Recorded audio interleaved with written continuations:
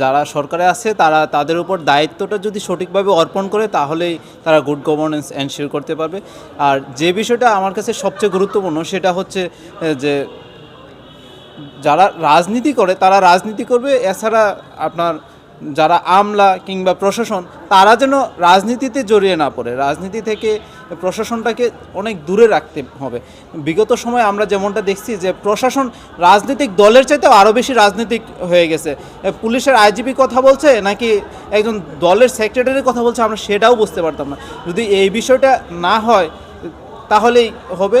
আর বর্তমান সময়ে আমরা 2-3 দিনের মধ্যে যেটা দেখতে পাচ্ছি যে এখন মবটা নাই, দেশটা একটু শান্তি বিরাজ করছে, দেশের মধ্যে বিশৃঙ্খলা যেন না হয়।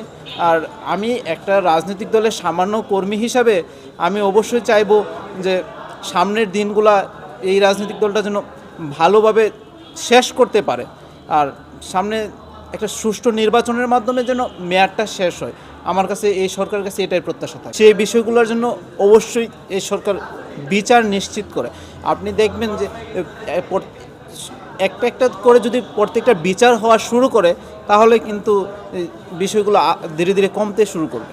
সেপারেশন অফ পাওয়ারের দিকে যদি আমি বলতে চাই, অবভিয়াসলি তারা তাদের নিজের যে রাইট তারা এক্সারসাইজ করবে।